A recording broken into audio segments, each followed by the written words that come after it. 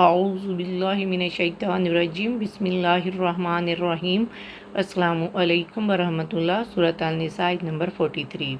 يا أيها الذين آمنوا لا تقربوا الصلاة وأنتم سكارى حتى تعلموا ما تقولون ولا جنبا إلا عابري سبيل حتى تغتسلوا وَإِن كُنتُم مَّرْضَىٰ أَوْ عَلَىٰ سَفَرٍ أَوْ جَاءَ أَحَدٌ مِّنكُم مِّنَ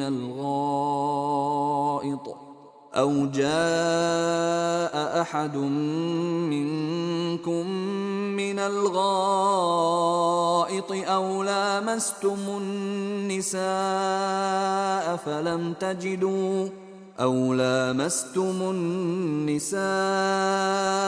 فَلَمْ تَجِدُوا مَاءً فَتَيَمَّمُوا صَعِيدًا طَيِّبًا فَامْسَحُوا بِوُجُوهِكُمْ وَأَيْدِيكُمْ إِنَّ اللَّهَ كَانَ عَفُوًّا غَفُورًا۔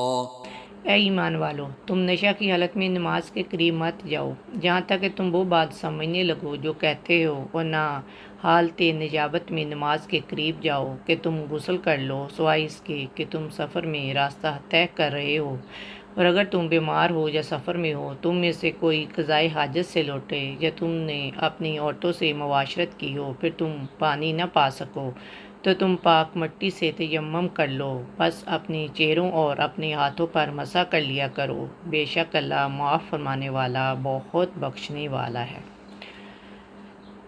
تو دیکھیں اس آیت میں مندرجہ ذیل احکامات کا حکم دیا گیا ہے۔ نمبر 1، نشہ اور پلیدی کی حالت میں نماز کے قریب نہیں جانا چاہیے۔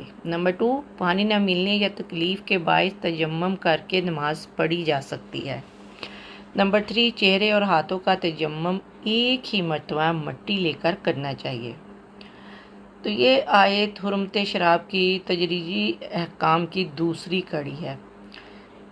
اس سلسلے میں پہلی آیت جو نازل ہوئی وہ سورۃ بقرہ کی آیت نمبر 219 ہے، جس میں فقط یہ بتایا گیا کہ شراب اور جوئے میں کچھ فائدے ہیں، مگر ان کے نقصانات ان کے فوائد سے زیادہ ہیں۔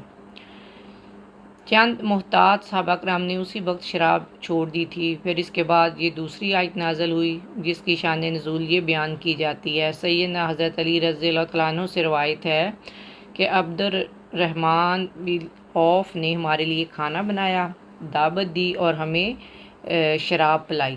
شراب نے ہمیں مدہوش کر دیا۔ اتنے میں نماز کا وقت آ گیا، انہوں نے مجھے امام بنایا، میں نے قرات میں غلطی کی تو اللہ تعالیٰ نے یہ آیت نازل فرمائی۔ پھر اس کے بعد سورۃ مائدہ کی آیت نمبر 90 اور 91 کی روح سے شراب کو ہمیشہ کے لیے حرام قرار دے دیا گیا، اور اس آیت میں لفظ خمر شراب یعنی خمر مین شراب کی بجائے لفظ سکر یعنی نشہ کا لفظ استعمال ہوا ہے۔ تو اسے پتہ چلتا ہے کہ شراب کی طرح ہر نشہ آور چیز حرام ہوتی ہے۔ احادیث سے اس کی وضاحت بھی ہوتی ہے۔ دوسرے یہ معلوم ہوا کہ نشہ کی حالت بھی ایک غشی ہی کی طرح ہوتی ہے، تو انسان کو یہ یاد رہنا مشکل ہوتا ہے آیا اس کا وضو بھی ہے یا ٹوٹ چکا ہے۔ تو اگر آپ دیکھیں تو اسی نسبت سے اس آیت میں آگے طہارت کے احکامات بیان ہو رہے ہیں۔ تیمم اور غسل نجابت کے بارے میں ہے کہ نماز کے لیے طہارت فرض ہے۔ عام حالت میں تو وضو کرنے سے یہ طہارت حاصل ہوتی ہے، لیکن جنبی شخص کے لیے نماز سے پہلے غسل فرض ہے، خواہ یہ نجابت احتلام کی وجہ سے ہو یا صحبت کی وجہ سے۔ تو اس آیت میں بتایا یہ جا رہا ہے کہ اگر کسی کو وضو کے لیے یا جنبی کو غسل کے لیے پانی میسر نہ ہو، یا کوئی ایسا بیمار ہو جس کو پانی کے استعمال سے نقصان پہنچتا ہو، تو ان صورتوں میں وہ تیمم کر سکتا ہے۔ اس آیت کے شان نزول، طریقے تیمم اور طریقے غسل سے متعلق بہت سی احادیث موجود ہیں۔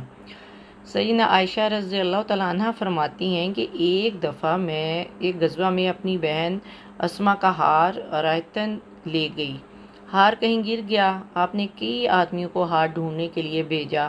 نماز کا وقت آ گیا، وہاں پانی نہ تھا اور لوگ باوضو نہ تھے، تو اس وقت اللہ تعالیٰ نے تیمم کی آیت نازل فرمائی۔ حضرت عمران رضی اللہ عنہ فرماتے ہیں کہ کسی سفر میں نبی پاک نے ایک جگہ پڑاؤ کیا، وضو کے لیے پانی منگوایا۔ آپ نے وضو کیا اور نماز کے لیے اذان کہی، پھر آپ نے لوگوں کو نماز پڑھائی۔ جب آپ نے اسلام پھیرا تو ایک شخص کو علیحدہ بیٹھے پایا، تو آپ نے اسے پوچھا، تجھے کس چیز نے لوگوں کے ساتھ نماز پڑھنے سے روکا ہے؟ وہ کہنے لگا، میں جنبی ہو گیا ہوں اور پانی موجود نہیں ہے۔ تو آپ نے اسے فرمایا، تمہیں مٹی سے تیمم کر لینا چاہیے تھا، وہ تجھے کافی ہو جاتا۔ ایک اور روایت میں ہے، آپ نے اسے مٹی سے تیمم کرنے کا اسی وقت حکم دیا۔ تیمم کا طریقہ، حضرت عمار بن یاسر رضی اللہ تعالیٰ عنہ فرماتے ہیں کہ آپ نے مجھے کسی مہم پر بھیجا، انہی دوران میں جنبی ہو گیا، مجھے پانی نہ ملا تو میں نے مٹی میں اس طرح لوٹ لگائی جس طرح چوپایا لوٹ لگاتا ہے۔ میں نے آپ سے اس کا ذکر کیا تو آپ نے فرمایا، تمہیں صرف اسی طرح کرنا کافی تھا۔ پھر آپ نے اپنی دونوں ہتھیلیوں کو ایک دفعہ مٹی پہ مارا، پھر انہیں اپنے منہ کے قریب کیا اور ان پر پھونک ماری، یعنی زائد مٹی اڑا دی۔ پھر آپ نے بائیں ہاتھ سے دائیں ہاتھ کی پشت پر اور دانی ہتھیلی سے بائیں ہاتھ کی پشت پر مسح کیا، پھر دونوں ہتھیلیوں سے اپنے چہرے کا مسح کیا۔ تو واضح ہو گیا کہ تیمم کا طریقہ کار کیا ہے۔ تو وہ یہ ہے کہ ایک ہی مرتبہ ہاتھ زمین پہ مار کر دونوں ہاتھ کلائی تک ایک دوسرے تک پھیر لینے ہیں، کونیوں تک نہیں، صرف کلائی تک کافی ہے، پھر چہرے پہ پھیر لیں۔ اسی طرح تیمم مکمل ہو جاتا ہے۔ اس کے لیے نبی پاک صلی اللہ علیہ وآلہ وسلم نے فرمایا کہ یہ دونوں ہاتھوں اور چہرے پہ ایک ہی مرتبہ مارنا کافی ہے، یعنی اس کے لیے پاک مٹی کو یوز کیا جائے گا۔ پاک مٹی آج آپ کو کہاں سے ملے گی؟ مثلا کوئی ونڈو سیل ہے جہاں کوئی اونچی جگہ ہے یا کہیں ڈسٹنگ نہیں ہوئی ہے، وہاں ڈسٹ پڑی ہوئی ہے یا جمی ہوئی ہے، کیونکہ یہ پاک مٹی ہوتی ہے۔ تو اس کے علاوہ کئی تیمم باکس بھی بنا لیتے ہیں، وہ بھی بہت کام کی چیز ہوتی ہے، جس میں پاک مٹی ڈبے کے اندر رکھی ہوئی ہوتی ہے، جس میں کوئی غلاظت نہیں جاتی۔ کوئی بیمار ہو تو اس کے لیے اس باکس بنا کر رکھ ہی لینا چاہیے۔ ان کی نماز کم از کم مس نہ ہو جو بیمار ہیں۔ یہ اللہ سبحانہ وتعالیٰ نے بہت زبردست رخصت دی ہوئی ہے، آسانیاں دی ہوئی ہیں، ہمیں ان آسانیوں کو استعمال کرنا چاہیے اور شدید بیماری میں مریضوں کو اسے اویل کرنا چاہیے۔ تو دوسرا جہاں غسل کا ذکر ہے تو نجابت کی حالت میں غسل کا طریقہ کار کیا ہوگا؟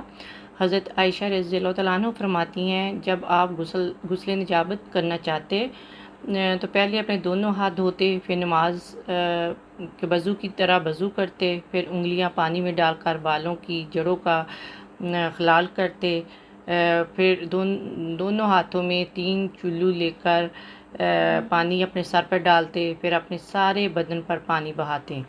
تو اس آیت سے پتہ چلتا ہے کہ تیمم کی مندرجہ ذیل 4 صورتوں میں رخصت ہے۔